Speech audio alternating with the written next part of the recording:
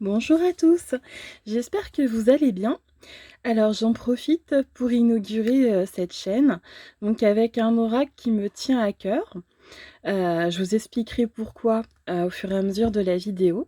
Donc déjà, je voudrais juste remercier Laurence 2009 qui m'a permis de pouvoir remporter cet oracle grâce à un concours ainsi que les éditions Très Daniel. Et c'est un oracle qui est vraiment tombé à point. Vous allez comprendre pourquoi par la suite. Donc sans plus attendre, je vais commencer la présentation. Donc, il s'agit de l'oracle de la sagesse de sorcière, donc aux éditions Très Daniel. Donc on a une super jolie boîte en dur avec des dorures. On a un petit résumé derrière que je vais vous lire tout de suite.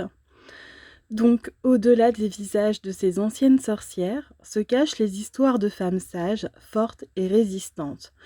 Venues d'époques et de pays divers, ces magiciennes partagent un vrai trait commun, une familiarité avec un monde plus vaste, celui des esprits et des forces invisibles qui se cachent dans la nature. Grâce aux 60 magnifiques cartes et aux livres d'accompagnement, partez à leur rencontre et découvrez les messages qu'elles souhaitent vous transmettre pour avancer sereinement sur votre chemin de vie. On va découvrir le petit livret. Alors c'est un livret succinct mais qui est suffisant je trouve, puisque c'est un oracle qui est principalement utilisé en intuitif. Donc au début on a l'explication de l'auteur donc, qui nous explique qu'elle avait déjà sorti un livre avec les personnages donc, qui sont dans cet oracle. Et qu'elle a eu l'idée d'en faire un oracle parce que ça représentait des archétypes importants en complétant avec d'autres cartes. Donc c'est un oracle qui est composé de 60 cartes au total. Vous avez 30 cartes voix, donc qui sont les cartes principales lorsque vous faites votre tirage, et 30 cartes murmures pour compléter ou approfondir. Et après, évidemment, vous êtes libre de vous inspirer d'autres tirages et de faire selon votre intuition. C'est vraiment complètement libre. C'est ça que j'aime bien. Elle propose aussi également de pouvoir tirer une carte en faisant, enfin plusieurs cartes, pardon, en faisant appel au Concile des sorcières pour avoir des conseils sur une situation précise. Voilà. Donc on va découvrir le petit livret. Au niveau des cartes, vous voyez, donc pour les sorcières, vous avez l'histoire de la sorcière. Et également, donc du coup, l'explication la concernant pour le sens de la carte. Alors il faut savoir que c'est un oracle qui n'est pas particulièrement divinatoire, même s'il peut être utilisé comme tel. C'est un oracle avant tout de développement personnel. Et je dirais aussi spirituel. Et pour les cartes murmures, hop, on va en prendre une au hasard. Donc voilà, là c'est pareil. Vous avez la petite explication de carte qui vous permet d'approfondir la carte principale, donc qui vous pose problème, entre guillemets, ou que vous avez besoin de compléter. On va découvrir les cartes sans plus attendre. Hop, donc vous avez un petit cordon pour les sortir. Ce sont des cartes qui n'ont pas spécialement de revêtement particulier, en tout cas elles sont mates.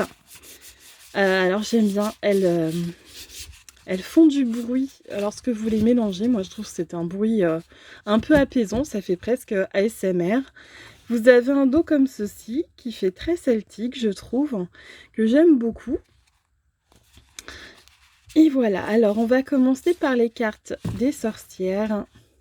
Alors, elles ne sont pas dans l'ordre puisque je l'ai déjà utilisé. Hein. Mais ceci dit, je vous ai séparé les cartes voix des cartes murmures pour que vous puissiez bien voir la différence. Alors, on commence par la carte de l'artiste. Artiste qui peut aussi nous parler effectivement de la sensibilité aux arts divinatoires puisqu'elle tient un pendule et c'est vrai que souvent les personnes qui ont un côté artistique sont très souvent aussi attirées par tout ce qui est spiritualité, divination. Ça va souvent de pair parce qu'elles ont une certaine sensibilité. L'astronome, elle est de toute beauté celle-ci.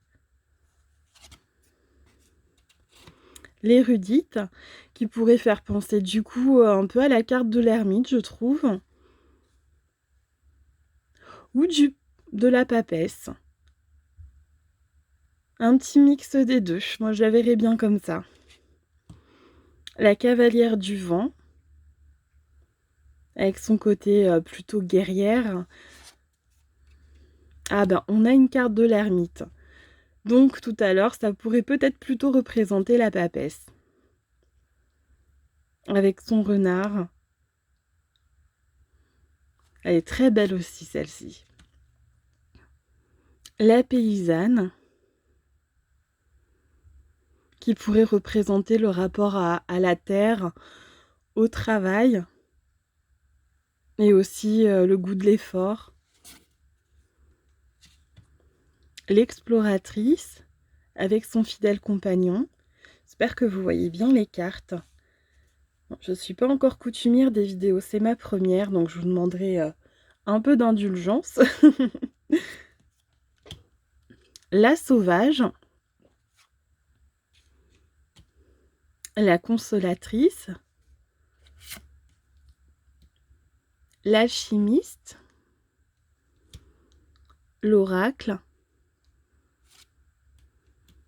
l'oreille, la métamorphe, la prêtresse, la mystique. Ah, j'aime beaucoup celle-ci aussi.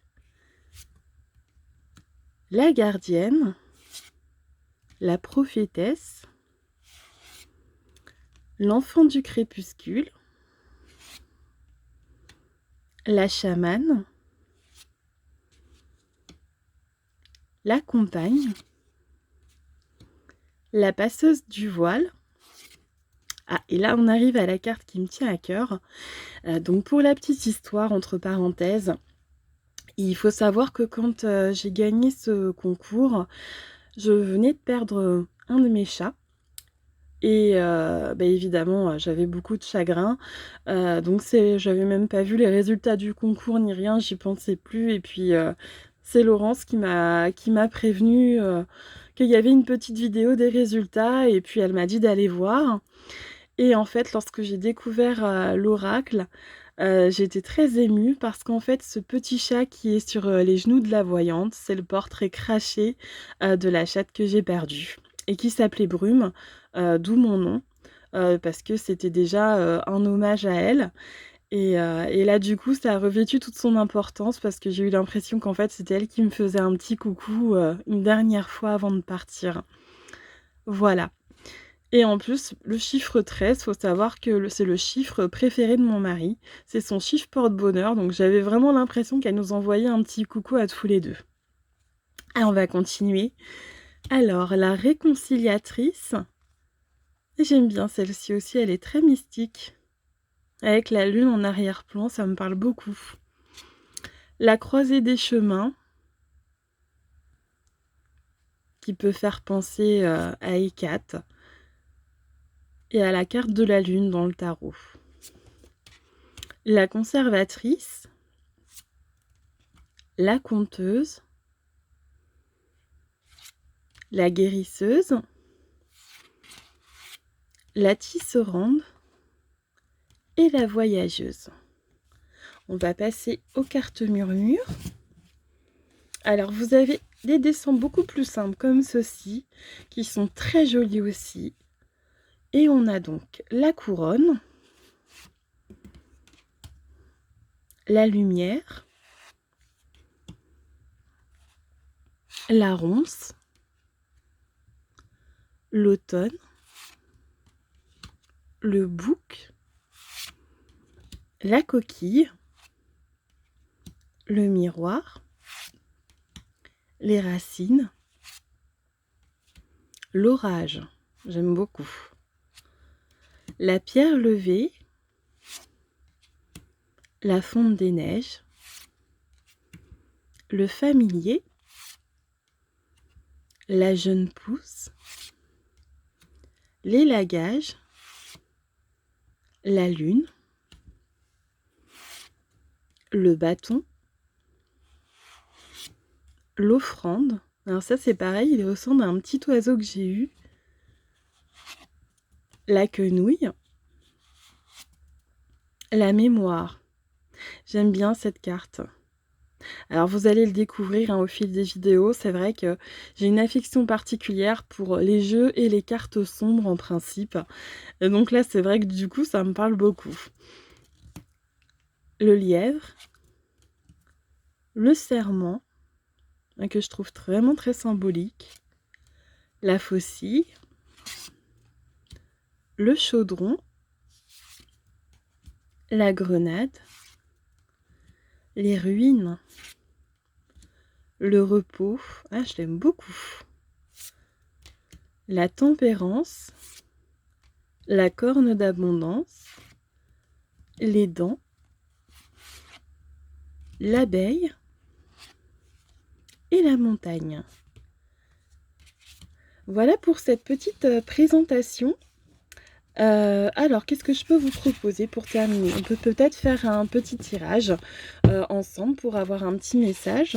Alors, on va prendre en premier une carte voix pour avoir le message principal. Alors, vous allez pouvoir penser à quelque chose d'important pour vous. Et je vais faire de même. Alors, quel est le message principal que l'on doit recevoir aujourd'hui? Hop.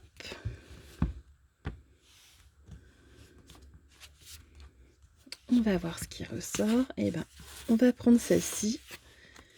Et on a l'oreille. Alors, on va déjà lire le petit texte qui l'accompagne, puisque je le découvre, même si j'ai un peu ma petite idée sur la carte. Alors, l'oreille qui est la carte numéro 1. Compréhension, attention, concentration, immersion.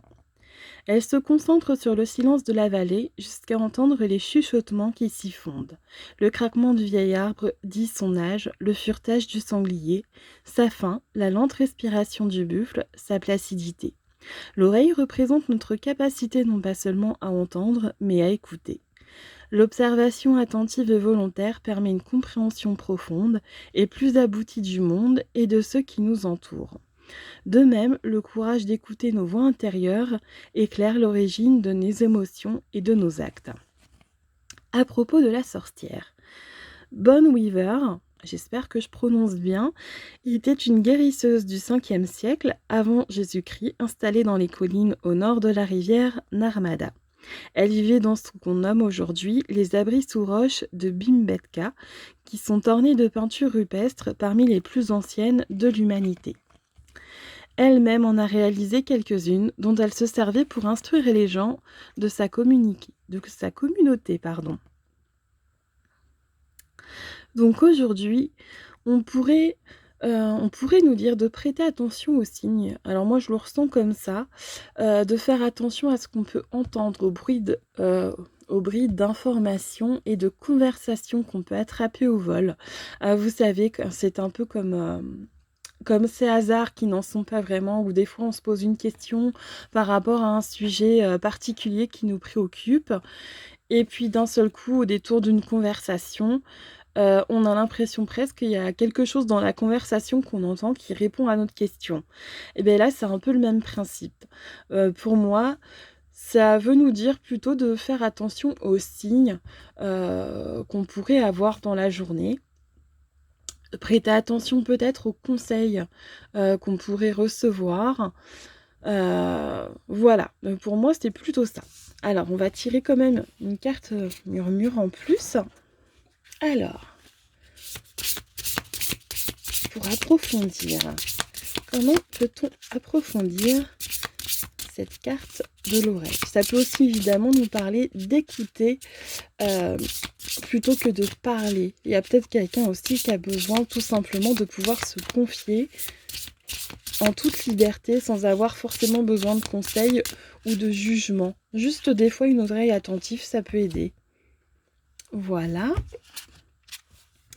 Et nous avons la faucille. Donc effectivement, ça peut nous dire de prêter attention aux informations qu'on pourrait recevoir. Hop, je vais plutôt les tenir comme ça, voilà. afin de pouvoir trancher, prendre une décision. Alors, qu'est-ce qu'elle tient dans ses mains? Elle tient de quoi dessiner. Peut-être aussi écouter ses instincts primaires, faire appel à sa créativité pour prendre des décisions, trouver des solutions. On va regarder ce que ça nous dit pour la carte de la faucille. Alors, c'est la carte 38.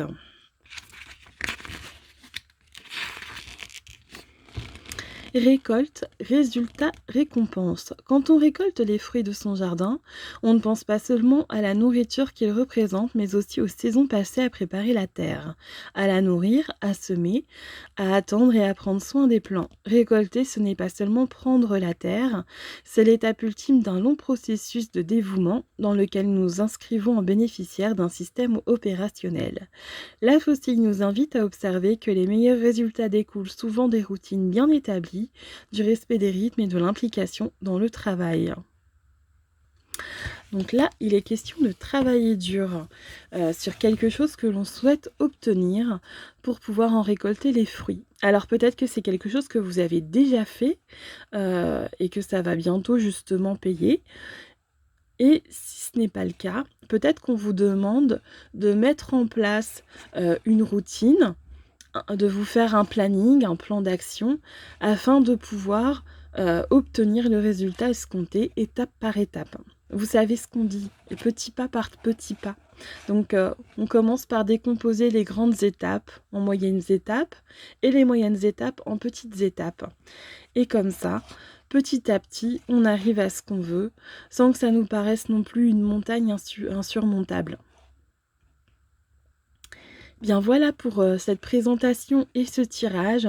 Je vais vous laisser ici pour aujourd'hui. J'espère que ça vous a plu. Et je vous dis à bientôt pour une prochaine présentation. Bonne journée!